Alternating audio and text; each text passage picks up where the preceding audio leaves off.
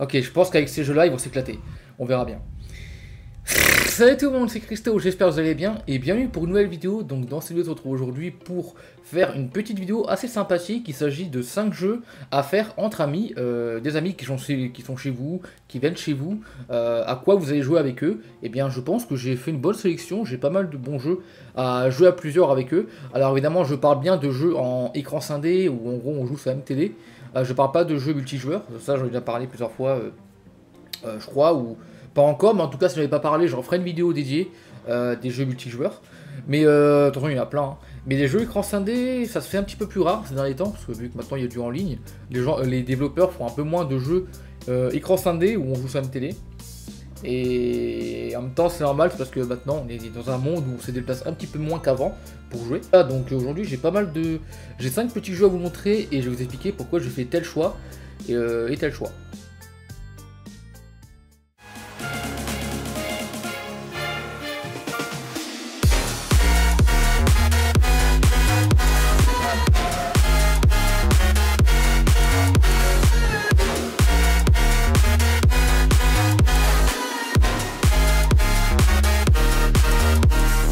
Alors, premier jeu que je vais vous montrer, donc c'est l'un des rares jeux faits par Konami sur cette génération de consoles. En fait, les versus que j'ai mis, c'est des versus où tout le monde peut gagner, quoi. Donc des jeux où n'importe qui peut gagner. Le premier jeu que je jouerai avec mes potes quand ils vont venir, ce sera le Super Bomberman R. Donc le fameux jeu Bomberman licence mythique, hein, sorti sur les années 90, donc Super NES, etc. Super NES, Mega Drive je crois aussi, et même Saturn doit y en avoir, je sais plus.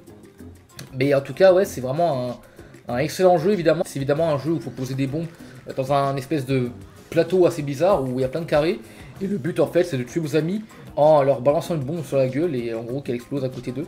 C'est le principe du jeu, hein, vu que le personnage s'appelle Bomberman. Bomberman, là c'est... il y a le mot bombe dedans. Franchement, c'est un jeu que j'ai pas trop joué réellement sur sa génération de console.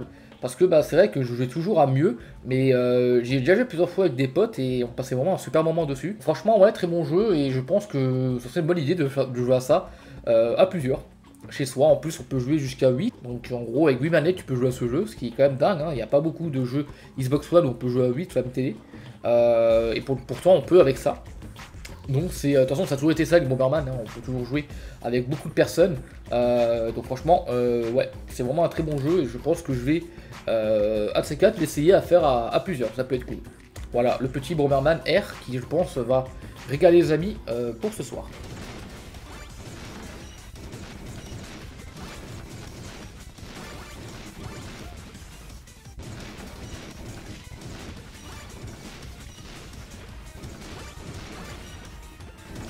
Alors celui-là par contre je pense que je jouerai bien plus peut-être que le Bomberman parce que celui-ci j'ai déjà essayé avec quelques potes, on avait passé de très bons moments dessus, donc je pense que c'est un très bon choix à faire. Et il est également dans Game Pass, donc pour ceux qui s'intéressent, il s'agit de Moving Out. Voilà, donc Moving Out c'est un super jeu de déménageurs en fait, où vous incarnez des petits bonhommes qui doivent déménager des lieux. En gros vous prenez toutes leurs affaires et vous les mettez dans des camions, et après vous devez quitter le niveau pour aller ailleurs quoi simplement. Et des fois c'est galère parce qu'il y a des objets qui sont hyper lourds donc faut le faire à deux. Et puis surtout il y a du temps, hein, il y a des défis à faire. Donc évidemment c'est facile de tout emballer quand on prend pas le défi en compte. Mais dès qu'on prend les défis en compte, tout de suite c'est plus dur. Donc franchement c'est un jeu qui est super fun, qui peut se jouer à 4. Et franchement j'ai passé de très bons moments dessus. Il y a pas mal de moments assez marrants et aussi de moments où on est un peu bloqué, on sait pas trop quoi faire. Et franchement moi j'ai adoré, hein, une belle physique, graphiquement bah, il est plutôt stylé, plutôt mignon. Après évidemment c'est du cartoon, hein, donc pas s'attendre à des jeux réalisme, mais pour un jeu cartoon franchement c'est plutôt sympa, pas mal de niveaux à faire, pas mal de défis à accomplir, et plus vous allez jouer à ce jeu, plus vous allez vous entraîner, mais je pense que c'est un jeu qui est plus là pour rigoler quoi tout simplement, donc en vrai ouais c'est un jeu plutôt sympa à faire, et à faire à 4 en coopération, ça peut être vraiment intéressant de mettre ce petit Moving Out qui franchement il est excellent, hein, c'est vraiment un très très bon jeu.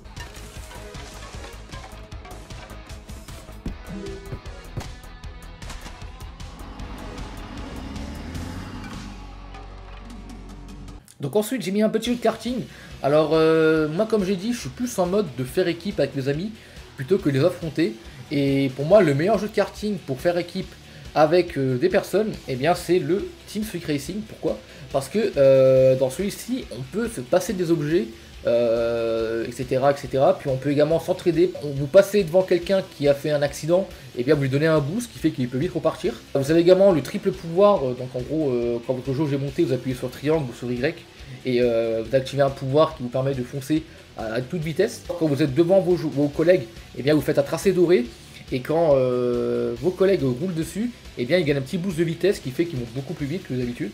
Enfin en gros voilà, c'est vraiment un jeu de karting qui focalise sur le côté équipe, et honnêtement quand on joue en équipe dans ce jeu là, c'est bien mieux de le faire avec des potes qu'avec l'ordi, parce que l'ordi des fois il est nul, et du coup c'est pas vraiment ouf quoi, car c'est vraiment un jeu qui est très très fun, et que j'ai aimé finir.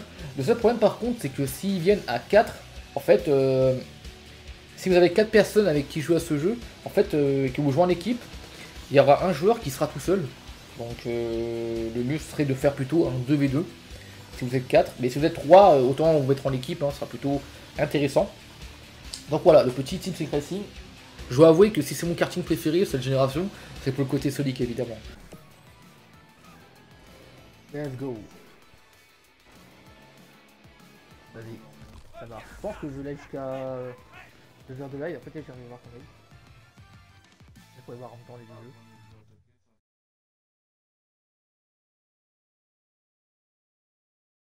Bon, et évidemment, comment ne pas parler de cette console qui pour moi est vraiment la meilleure pour ce domaine-là, c'est la Switch. Car la Switch, on a pas mal de jeux qui se jouent à plusieurs. Là encore, j'ai été généreux, j'en ai pris que 2. Mais en vrai, j'aurais pu limite faire une vidéo entière uniquement avec la Switch. Et peut-être que je la ferai plus tard, mais pour l'instant on va pas le faire car ça va faire trop répétitif. Alors celui-ci, c'est un peu un jeu qui date, parce qu'il a maintenant 2 ans je crois, ou 1 an, je sais plus. Non, 2 ans. Mais il peut être fun à faire parce qu'il y a pas mal de mini-jeux. Il s'agit de Mario Sonic aux Jeux Olympiques de Tokyo 2020. Donc celui-ci c'est une sorte de party game. Le cœur même de ce mini-jeu, enfin des mini-jeux, c'est les Jeux Olympiques. Donc tout ce qui est escalade, surf, skateboard, 100 mètres, 200 mètres, javelot, enfin tout ce genre de jeu que vous connaissez très bien. Bien tout ça est dedans, franchement c'est pas mal, c'est un bon petit jeu franchement, que j'ai bien aimé faire à plusieurs. Alors j'ai un petit peu moins joué que le prochain, mais quand même le faire à plusieurs, là franchement c'est vraiment intéressant. Et on passe vraiment de bons petits moments dessus, avec Mario, Sonic, puis également pas mal d'autres mini-jeux intéressants à faire, notamment l'escalade, enfin voilà, il y a pas mal de mini-jeux à faire. Il y a des mini-jeux qui se jouent chacun pour soi, et vous en avez également qui se jouent en équipe. Par exemple, le football, il se joue en équipe. Le 100 mètres avec le relais, là où vous passez, le 400 mètres, je crois, c'est ça. Pareil, il se joue en équipe. Il y a pas mal de jeux qui se jouent en équipe. Il y a aussi pas mal de jeux qui se jouent pas en équipe. Comme par exemple le karaté. Mais le karaté, c'est que du 1v1, donc on pourrait pas le faire à 4 si vous jouez à 4 à ce jeu. Et ce jeu, normalement, j'ai prévu me le refaire en haute difficulté, celui-là, pour le tester. J'avais déjà commencé un peu, mais j'ai pas fini, parce que j'ai eu pas mal de jeux, d'autres jeux à faire ces derniers temps, mais j'essaierai de m'y remettre un petit peu.